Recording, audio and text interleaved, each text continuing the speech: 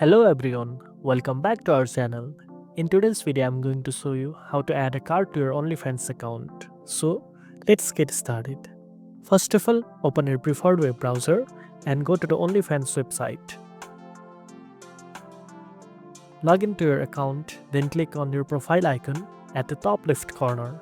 From the drop-down menu, select your cards.